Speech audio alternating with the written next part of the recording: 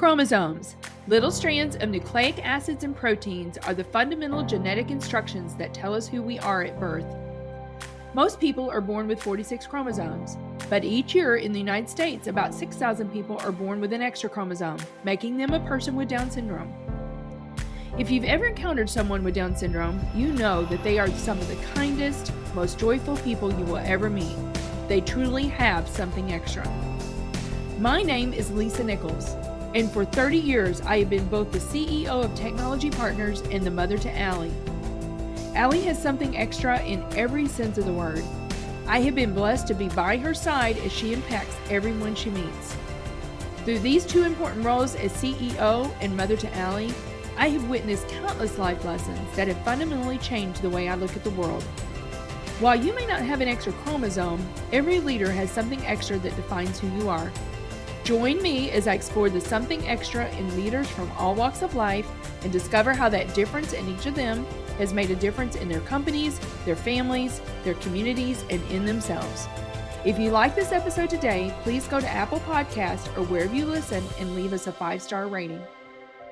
I'm thrilled to have Leah Spiros on the show today. Leah is a calligrapher, engraver, painter, live event artist, and the owner of Wrapped and Written. Well, welcome to the Something Extra podcast, Leah Spiros. I'm so delighted that you are joining me today. I'm so glad to be here. I'm excited about this. I love listening to it, so it's an honor to be a part of it. Well, I can't wait to introduce you to our listeners. So, Leah, you and I are connected in several ways. We are both on the board of directors for Rooted Sisters, and I think that's how we first met. Yes, that's probably where we connected. We actually first met when you spoke at a little Black Book event at a luncheon a few years ago now. Oh my, I remember that now. Yes. Yes, that's when we first met. And Yes.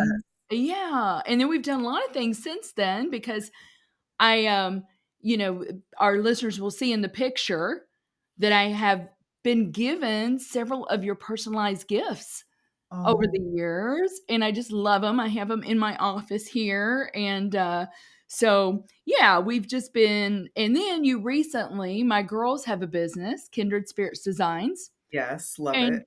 you were so amazing. You've supported them and championed them so beautifully, Leah, and I just cannot tell you from a mama's heart how much that means to me. But you recently did some calligraphy for them for an event they were doing, and just appreciate you so much.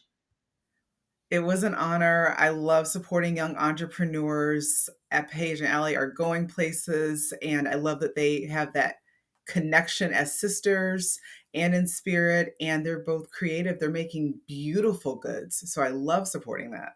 Yes, yes. Well, just a little plug for Kindred Spirits Designs. But we've got a lot to talk about, but I would love for you to take me back to the beginning. So, how did your love for art really take root? I don't know exactly where it began, but as far back as I can remember, I think my mom would probably say about 3 years old, I was sketching. I would watch Olympics and gymnastics, and I would sketch like the motion of the gymnasts going across the screen, doing a flip. My mom writes beautiful cursive, and so did her mom. And so I really wanted to write like that. I just never pieced it all together as this could be my future. I just knew that I loved it. Anything pretty, anything beauty related, creating that, loved it. I love that so much. And I know you talk about your mom and how inspirational and influential your mom has been on your journey. And Absolutely. yeah. Yeah. My mom has championed, I mean, really any dream that I can think of, like, Mom, let me put on this performance for you. She's like, okay, her and my grandmother. um, and just as supported. I can remember I actually had my own kindred spirits moment when I was a kid. I actually made bracelets, beaded bracelets for Christmas with a jingle bell on them. And my mom took those and sold them at her office. And just, as a kid, that really makes you feel believed in and like, well, I can do anything. Mm-hmm. So, yes, and she's just a woman of the word, a woman of the Lord. She loves the Lord and just wisdom spills out when she speaks. So, I'm very blessed to call her my mom. Oh, that's so beautiful. Well, I can say the same thing about my mom. She Mhm. really was inspirational to me. In fact, you can't see it here, but on my mom did all kinds of crafts. She was an excellent seamstress. Oh, wow. Excellent. I mean, she made a lot of my clothes. I've got a purse on my bookcase here that my mom decoupaged when I Oh, was a little, she did decoupage, she did all that, but she always had me working with my hands. mhm, Yeah, I mean, I have a real love for the performing arts. I have a real love for the fine arts, and she always had me working with my hands and doing all kinds of music lessons and things like that. But also mhm. just had something going all the time. I was learning needlepoint or doing something all the time.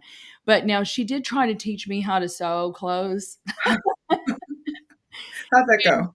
and I just never really got the hang of it. I'm sure if I'd maybe kept after it, maybe I could have improved, but, yeah, I pretty much left that to her, but, I definitely think that love for art Yeah, really I think she inspired that, and I think that's a good reminder for us, what you just said about your mom, for us and for those listeners out there with kiddos, let them explore things and champion whatever because you have no idea where that's going to take them. absolutely, absolutely. Every mind has so much potential to make great things. It may not always seem to be what we quantify as creative, but it's expressed differently for every person. Right. Right. And even if it's not what they end up doing later on, I think Mhm. that love can come out in different ways. Like I think about kids that love to draw. Maybe they're going to be a graphics designer one day, Yeah, or maybe design clothing. Who knows? But I right. think all of those experiences are really important. Well, you have a degree in interior design I do. from Maryville University, and upon graduating, you took a job as a store planner at Save a Lot. Now, I don't really know the job of a store planner, but I'm thinking you may have done the layout of the Yes, store and the how things are presented in the store. Is that what a store planner would do? that would be a good part of it. Another part would be like the egress, really understanding how people move throughout a space, throughout a store.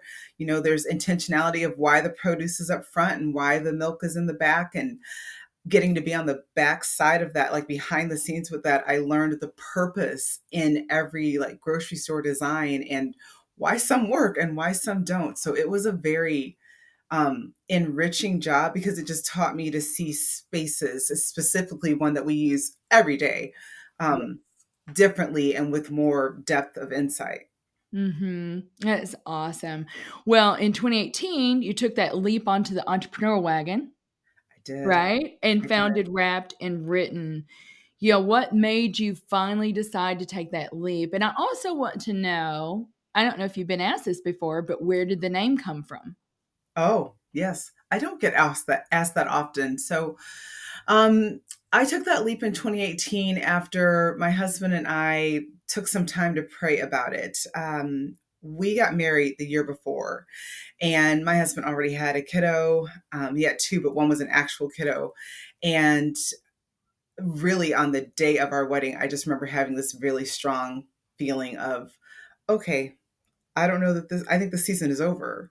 I knew I always wanted to be present and available to my kids wherever they came from. Just, I wanted to be accessible, and I wanted them to know that too. Not just me, but for them to know if I call home, mom's going to be there. If the teacher calls home, she's going to be there. Like if I get in and I need help with my homework, she's going to be there. I just really had a high value on that.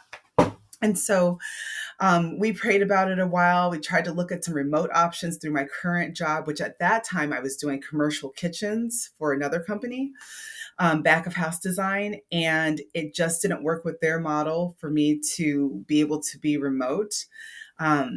And so we took a year, a solid year, prayed about it. My husband gave me some opportunities to like, hey, take some time off and like just create and see if you like doing this all of the time. Like it's different when you are doing it for a day or two, but like take 2 weeks.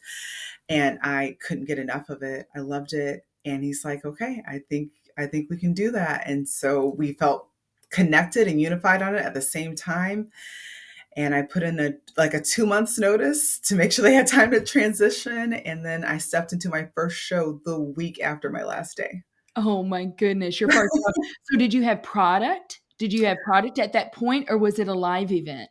It was product. So in that time, in the early days of my business, I was more focused on home decor. And I was doing a lot of like scripture passage signage for people to hang in their homes that were just calligraphy based or pretty lettering. And that was my focus. And then I went into stationery. So it was a lot of home goods. That was more of the main focus at that time. Mhm, mhm. Wow. So, Leah, let me ask you, what was going on emotionally for you from transferring from this corporate role that you'd had, the security of that, onto the entrepreneurial wagon? I mean, what was going on emotionally? Were there some transitions that you had to kind of work through? Absolutely. I will say I did have peace, and probably because I was so purpose driven in it. It wasn't even just about let me launch my business, but it was let me be good for my family. So that gave me a lot of peace, and just knowing that we had prayed about it and felt so secure in it. But you do have those uncertainties of will someone show up? This one got rained out. I don't know if this is going to yield as much as this last show went. I'm finding what areas work best for me. There were so many of those components that I couldn't guarantee that were outside of my control.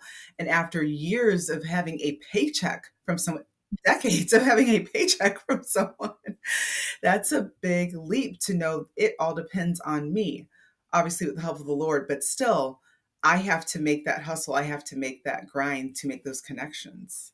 Mhm. Yeah, it is definitely risky, but Mhm. when you take the time to do it the way you did it, the peace, was there, and you knew that, hey, me plus God, we can do this. And to your point, you had a greater purpose. You had a Yes, greater purpose that was driving you, right? absolutely. So I love that. Can you share, in this journey, in this entrepreneurial journey, can you share a moment, maybe in time, where, Leah, you knew that you knew that you knew that you were doing what you were made to do? Wow. I mean, that moment is multiplied because it's almost every time I'm creating something, there's an unspeakable joy that comes from that level of expression for me. And it comes back to childhood, like I said, of making things, of creating things, of making things that are attractive that bring people joy. That's really what it Mhm. comes down to. And so whenever I can do that, whether it's planning an event or creating a piece or writing a script, whatever, that gives me a great sense of joy. But there's something about doing it, working with my hands, that also makes that very fulfilling and helping me just feel confirmed and this is absolutely where I can be. And I'm an Yeah. extrovert. I like people. So, I'm in my home studio and I'm just going at it. But I still have that sense of joy and comfort and goodness because I know I'm doing something that on the other end, someone's going to have joy. They're going to feel seen. They're going to feel valued and they're going to be appreciated. And I played a small part. I got to help. Mhm. Yeah, I wanna talk about that more. Well, I love that, and I've always thought, like, that process of creating something from nothing, Mhm. there is something about that, right? But, Jordan Rayner is one of my podcast guests and a popular author, Yes, and I love, love, love what he says about this. Our Father is a creator. that's right. And we were born to create. And whether that is creating in the way that you are, or creating a new product or a business, or children, whatever the case is, we are co-creators with him, and that's the way God wired us. It's a beautiful thing to be able to participate in that, I think. Well, let me ask you this. Now, you had this interior design background. How did that really influence your work today? So much of design is some basic elements. There's line, there's space, there's placement, there's color, there's aesthetic. All of those basic principles that are the foundation of design play into what I produce and the output. So I can look at something, or I can have a client ask me, well, what do you think about this? And I can say, those colors will complement each other wonderfully. And if we add this, it will make that, you said that they really enjoy this kind of flower. If we incorporate that into it, I think that will make it pop and still give attention to this, and then they get excited because I can speak a language that I can translate their vision and thoughts into reality and language that is executed. Yeah. Oh, that's so good. That's so goodness. Well, I know like so much of your work and the work that's in the picture that our listeners are going to see is a work of calligraphy. Okay. And some people think calligraphy and cursive are the same, but they're not. They're not. What? Tell our listeners a little bit of the difference. I mean, I would love to hear it from your mouth. What's the difference? Sure. Yeah, the main difference is that cursive is a continuous line.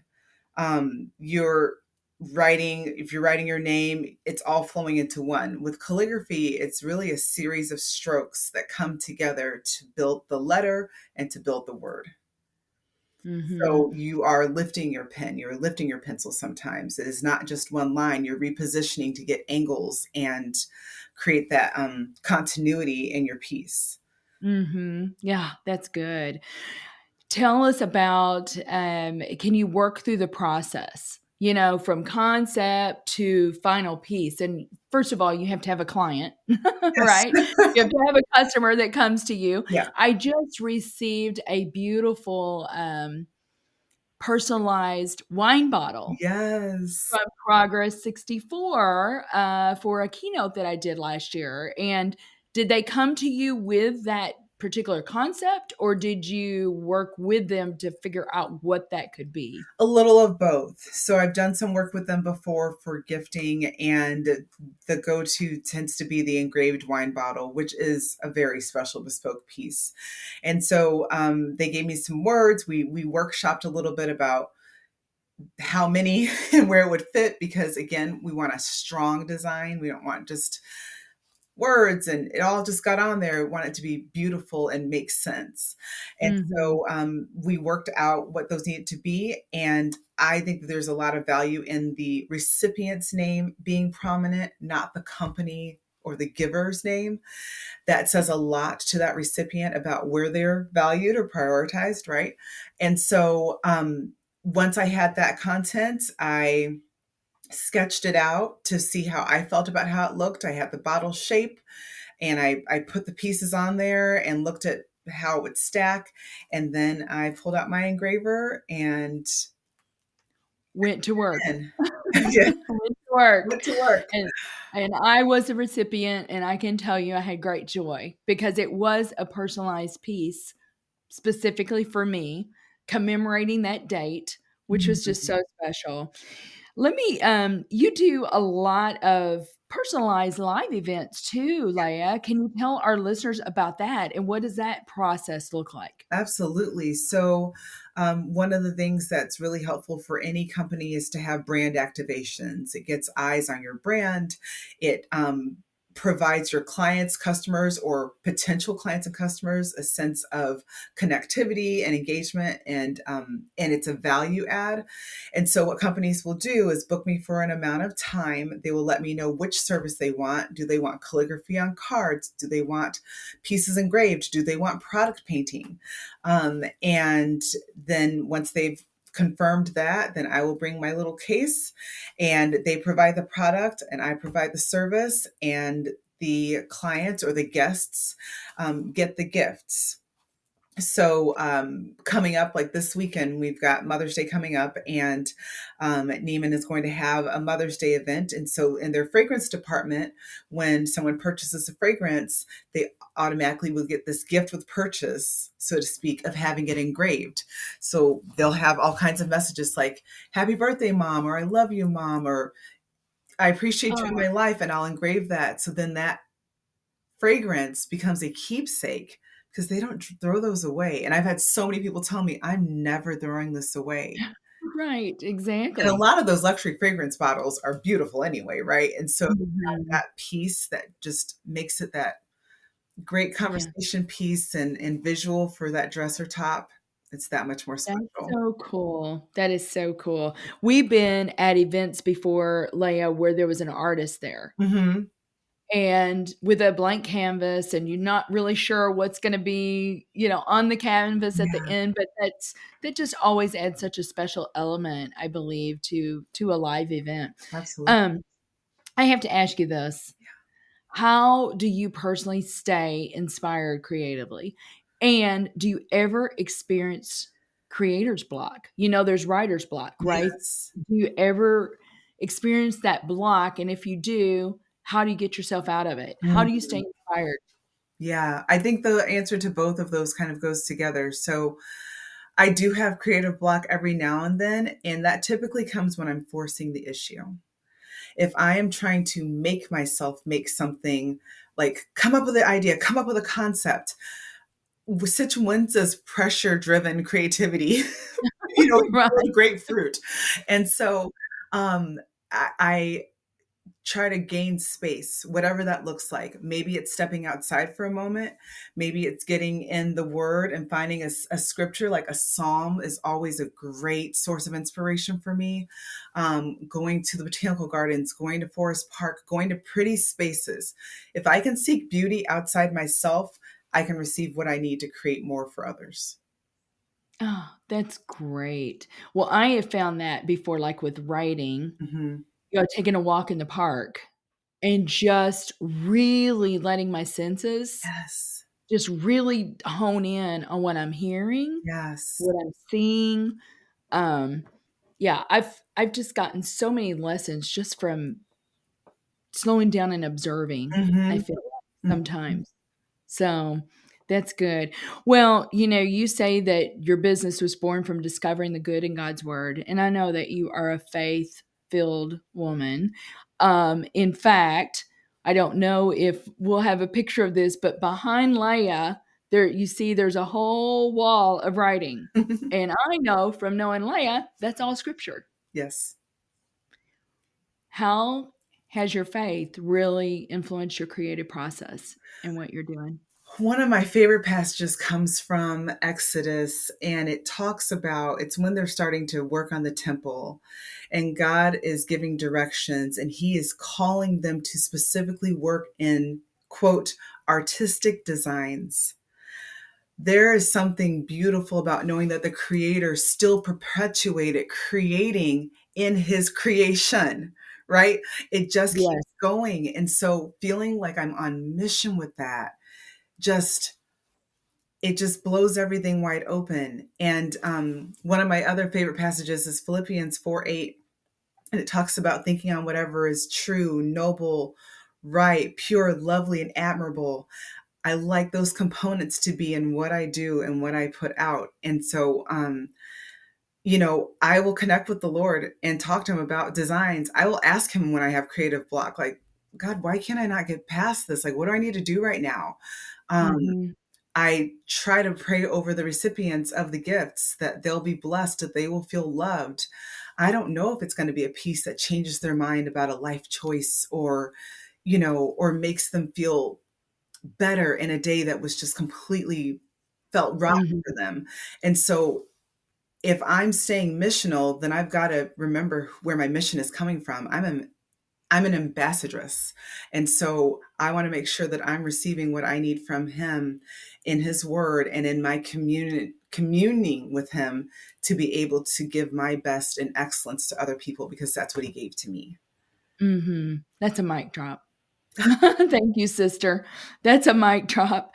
I was going to ask you about, you've already quoted a couple of scriptures, but the entrepreneurial journey is not for the faint of heart. I Mm, mean, there are times where, I mean, we've been in business for 31 years, Leah, and I can tell you almost weekly there's something new that's come up that we have not had to deal with before. And, it can sometimes be really, it's not all unicorns and rainbows. It can be really scary or frustrating or, disappointing sometimes. absolutely.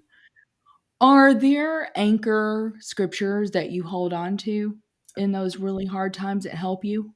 How much time do we have? Yes, there are. Yes, there are. And I can, even right now, I can just go to my wall. I'm looking to my right, and I have Matthew 6, and it says, "Look at the birds, consider the lilies. Are you not of more value than they?" But seek first the kingdom of God, and all these things will be added to you. That reminds me to start my structure well. Like, I try to begin the day committing it to the Lord and his agenda. I have my plan of what needs to happen that day, but he might have, what, that client's actually going to need to talk to you for a minute. I need to Mhm. be available to that. And if I'm focused on my agenda, if I've not sought him first, I can't be prepared or have the capacity I need to do that. That's so So good. definitely that one. And one of my favorites too is from Luke, and it says, "And he told them a parable to the effect that they ought always to pray and not lose heart." Yes. Pray Always pray constantly. and not lose heart. Always pray and not lose heart. Yeah. I think about, there's ones for me too. I think about, I look to the hills. I know Yes, where my help comes from, yes. right? And, yeah, I say, we walk through this life and sometimes there's valleys and sometimes there's summits, right? But Mhm, we never walk alone. mhm. We know that he's with us, and that always is encouragement to me, Yes. even in the tough times. Yeah. Um, well, let me ask you this. We've already talked about the personalization Mhm. of these pieces, but Leah, why do you think that people are so drawn to these personalized, handcrafted pieces in this very digital world that we're living in now? Because it's digital, because technology is not a person. It Mm. might be created by people, and it obviously has its place and we need it. That is a need for our world as it operates today. But um, no, nothing artificial can replace a person, because we have spirits and hearts, and we need things that speak to our spirits and our hearts and our souls. And that connection, just as much as it's valuable to make sure that you don't just FaceTime your friend, but try to get together in person every so often to make an eye to eye connection, to be able to get that hug in person, to give that hug. All of that is restoring our souls and resetting that. And we cannot get that from a download. That's good. That is so good. Yeah. I know for me, Jenny Hill, Mhm. my right-hand woman, Yes. I've gotten so many beautiful handcrafted things from her, like, Mm. over the years, Afghans and ornaments Wow. and all types of things, and just, it's always so special because I know Hmm. the time and the thought and the energy that has gone into that. Yes. Really, it's just an expression, I feel like, of her love, and, yeah, I treasure those things. Well, you know what? I've got a lot more questions for you, girl, but we have to take a quick break, and we'll be right back with Leah Spiros on the Something Extra podcast. Hey there. In a challenging business climate like this, savvy leaders look to technology to find an edge. This can mean the difference between staying ahead of the curve or playing catch up. It's time to collaborate with the highly skilled experts at Technology Partners. Our team of technologists draws upon decades of experience for your project, with each bringing a passion for solving problems and a track record of success. How can we help you overcome your biggest technology challenges? Visit technologypartners.net to book a free consultation with one of our leaders. Welcome back, everyone, to the Something Extra podcast with my sweet friend, Leah Spiros.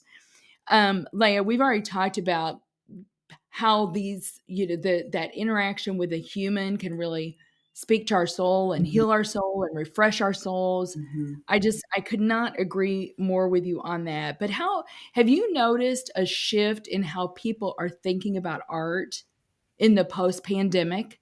Do you think that art has even become more important to people? I think Um, so. I think so. I feel like it's one of those things where it's like you don't miss something till it's gone, until you don't have the access to it, right? Like, I mean, there were so many things that we were so used to that we didn't really think about it. We maybe unintentionally took for granted because we're just going through our days. And when we didn't have the option of accessing it, I think that's why so many people took to screens and more social media and broader points and posting pretty things and looking for inspiration because they wanted that connectivity. Because that's something that beauty provides that is just not easy to access. mhm. And I know like there were several lettering artists and calligraphers that took to the streets, and I ended up being one of them. And we would write out something encouraging on the street or on our windows so that when people were out walking, which was like the only thing we could do, they would see something. And so I would like scratch out a scripture that said something about like, do not lose hope, or something that would uplift and make it colorful and with a hopscotch behind it so that kids, could engage with it. And I think all of those things brought hope. When I just look at the comment section, people were really thankful for just a word of hope. Mhm. Oh, that's so good.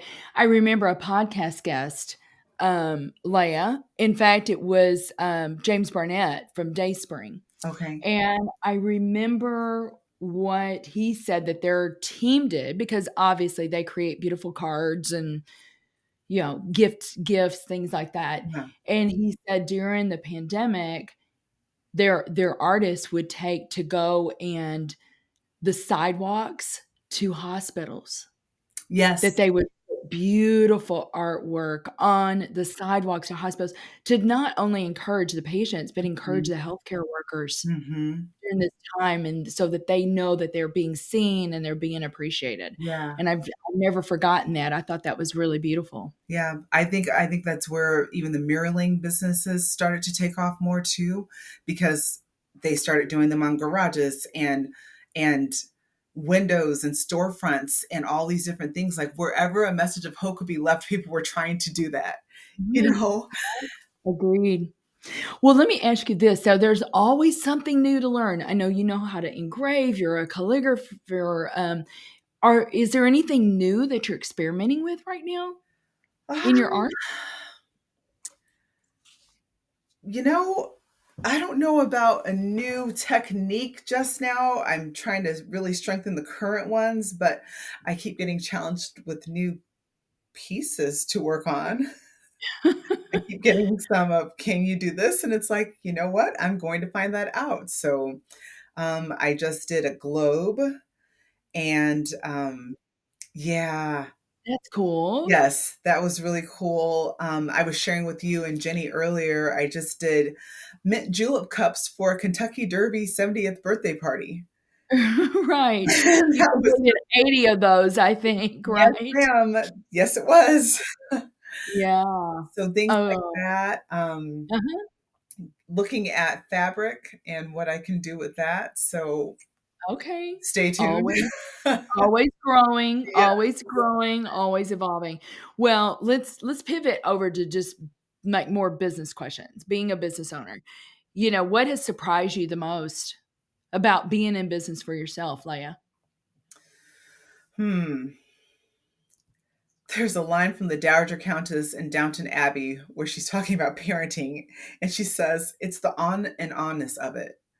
It it just, there's so many people that will say to me like, "Oh, you're always busy." Like, "Are you busy right now? Is business busy?" And my answer is like, "Yes, it's always busy." It doesn't matter if stuff is coming in, if orders are coming in or not, because if it's not, then I've got to be marketing. If I'm not marketing, I have to account. If I'm not accounting, there's never not something to do.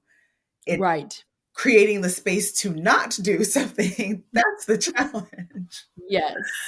So, I agree. I can attest to that, girl. We've been in business for 31 years, mhm, and I can tell you there's never been one day where I've been bored. I said, "I don't have enough to do today." yeah, There's always something to do, yeah, right? When yeah. you're growing, And I think when you're I had to trying to have grow a something. mindset shift with that. There were Mhm. times earlier on where it would just feel like, well, I'm not getting any orders. I don't know what to do. And I remember even like saying that to the Lord, like, why aren't you bringing me stuff? What's happening? And he was like, what are you doing with what you have? He's like, you have Mm. an email account. Have you reached out to everyone that you know? You have a phone. Have you called everyone that you know? You have feet. Have you visited everyone? Well, no. Okay, then you're not bored. Then you're not bored. Yeah. So true. So true. Well, has there been a lesson that you've that you've actually learned the hard way? Has there been anything that, has come up that you're like, "Ooh, didn't know that and learned it the hard way?" Yes, I'm sure there is. I'd have to ponder on that a bit. Um, I think I will say as a creative, as an artist, as a very strongly right brain dominant person, um, cells and compartments are not my strength Right. or my desire or my pleasure area. Yeah. They're just not a joy for me. But um, I have found myself maybe having to pull an all-nighter or scramble to do something because of something that I should have compartmentalized sooner.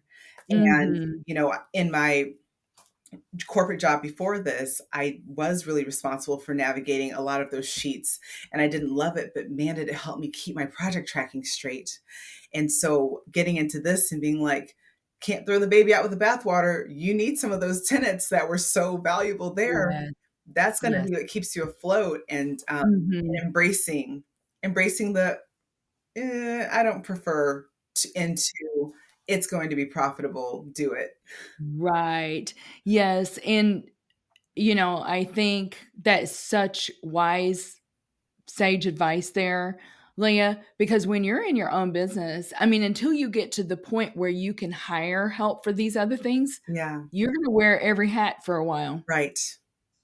You're going to be the shipping department, you're going to be the creative, you're going to be the accounting, you're going to be the marketing and sales, all of those. And they're just realize that there are going to be things that you don't particularly enjoy doing, but Mhm. you must do if you're going to have a viable business. Right. So, Right. And to that point, if you have that person, which is a blessing, you also need to know what you want of them. You need to be able to articulate that. And I think some of the best bosses, the best leaders are the ones who have been there and can speak to it, not because they are up here looking down, but because they've already been in the trenches and can articulate. yeah, great point. Great point. Well, let me ask you this. What advice would you give to someone who is wanting to or thinking about starting a creative business like yours Hmm. or any business, really? I mean, stepping out of that corporate role. I would say use your words. And by that, I mean, if you are a person of faith, if you believe in the Lord, take it to Him first, check in with Him, see what that plan is, and then get your people around you. Have others speak into it. Find out who supports you, who is team you, and is able to give, and you be able to receive both the positive, uplifting, rah rah rah feedback, and the Mhm. I'm not sure about that, or I don't think that's going to work so great, because you need all of it. Proverbs says that there is a benefit in many counselors. And so having your set village or consortium or whatever you call it to help give that insight and feedback is very, very valuable. Very valuable. Mhm. Have those partners. Right. I'm so glad. I am so glad that you mentioned that, Leah, because our tendency sometimes as human beings is not to enjoy the feedback that's not rah rah rah, Right. Yeah. right? Yeah. But it is critical to have that humility and to have that posture of saying no, this person. Now you have to make sure that the people, I always say there is wisdom in many advisors, just make sure that you've got the right advisors Yes.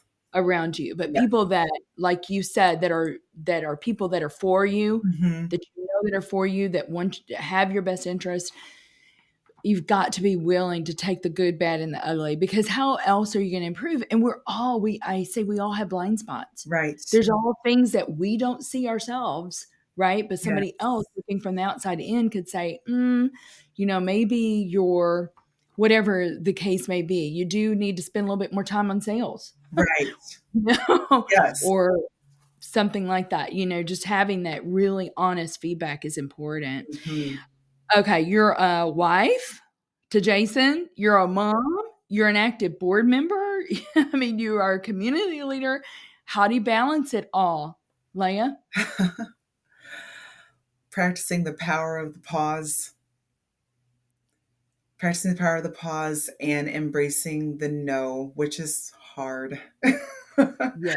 I would like to say yes to everyone because I want everyone to be happy.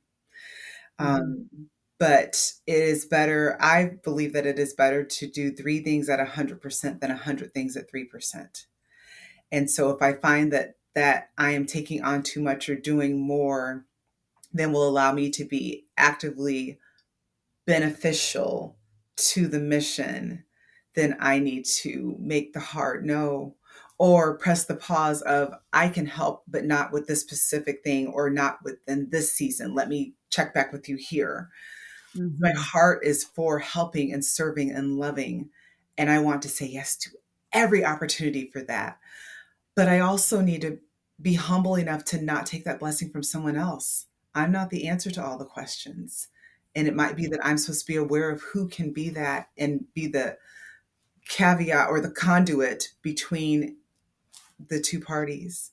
Yeah, that's so good. And I think that is truly like knowing yourself, Mhm. knowing what your principles are, your boundaries. I experienced this recently with you. I said, I give you the little nameplates and then I give you another one, and you're like, Lisa, I can do these, but not this. I'm like, no problem. We'll do that one later.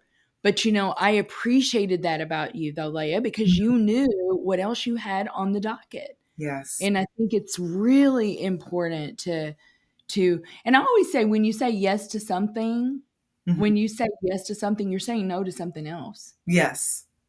Yeah. I mean, it's not yes, yes, yes. Right. It's gonna be yes and no. Hmm. Right? So, I want you to talk about this because I love this about you. I love this discipline that you have. Okay. You do time blocking. Yes. When we talk about managing, I always say we manage our time. We have 168 hours in the week Hmm. or whatever it is. Yeah, I think that's right, isn't it? Yeah, 168 hours in the week. So we're managing our time, but we're managing our energy. Hmm. So for you, you do time blocking. Can you tell our listeners about that? Yeah. Because I love it. Yeah. And full transparency, I really just started that this year. So I've been at it for a few months, but it was born of having too many, oh dear moments of, I almost dropped that. I almost broke that, moments in my business of I barely made that deadline because I did too many things this day and now I need to get back to this.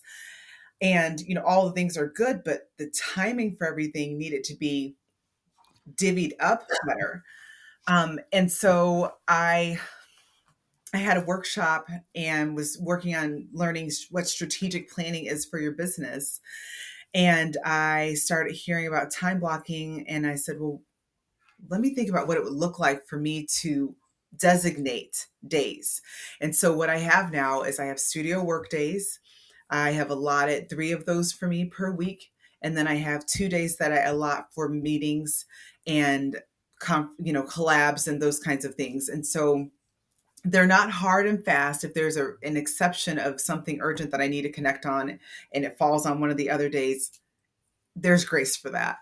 But Yes. it has given me designated time for production. I might be a small business owner, but I'm also the implementer of everything that I'm gaining the business for. And so I have to Right. have time to not just take the orders, but to actually make and create those orders.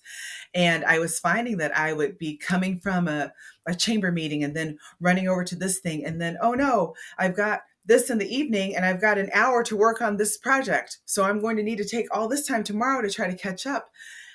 I felt like I was behind the ball every single day. And that Mhm. is no way to live. And it just Right. there was no peace from that. It was just always feeling like a struggle and a scramble. And Yes. um, and so time blocking allowed me to quantify and compartmentalize in a way that has been beneficial. It's helped me balance out my home life because that doesn't stop. My church life, my board life, which I'm on the Rooted board, but I also am on the board of One Heart Family Ministries. And so these are things that all require time, but this has created space. Blocking has actually made space. Sounds Mhm. counterintuitive, but No, I love it, and there is such a term out there, if you will, kind of a mindset called flow. mhm, And it's like when you get in that creative flow, yes, I mean, to be in that flow for a longer period of time, Leah, is probably just you can't even put a price on that. yes, Rather than saying, "Okay, I've got 1 hour.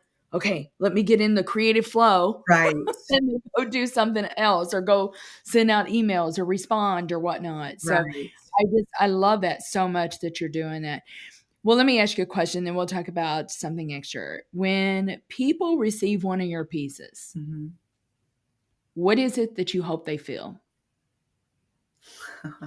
Delight. Delight because I think that incorporates the surprise aspect and the joy, both of it. I love when they don't know about it. I love when a client reaches out to me and says, "Hey, we're doing this and this is what's happening and then we're going to present it on this date." And I will not post about it. I will not show anything that indicates, I won't tag them, nothing to spoil that surprise because I support what they're trying to bring out from that recipient. I So, love it. yeah, delight is really it. I love that. That our core values follow the acrostic delight. Because we say we want delighted clients. So every letter of delight is one of our core values. Love So that. that's cool. Yeah. That's cool. Well, let me ask you this. This is called something extra. Leah, what do you believe is the something extra that every leader needs? Hmm. I believe that every leader needs connected creativity. And I phrase it like that because I believe every single one of us is created with creativity.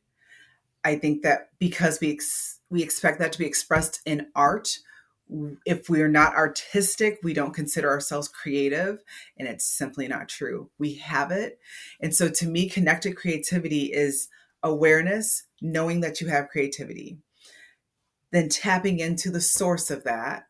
Maybe it's implemented in spreadsheets for you. It's how you create maybe it Right. is an art piece. And then implementation, actually doing the output, actually taking it from concept to creation. I think every single one of us has the potential to do that, and we need to tap into it and use it because it will benefit our business and keep them from going flat. Oh, I love that so much. I love that so much because when I think about it, like even being in business, when you are, I say we're problem solvers, Hmm. right? Yeah. And I believe we need creativity when we're solving problems. I believe that we need creativity when we're figuring out how to maybe love someone better Yes. in our life Yeah. with relational kind of intelligence. Yeah. That's really good. And I hear people sometimes say, "Oh, well, I'm just not a very creative person." Right. Don't you hear that So sometimes? much. So much. Yep.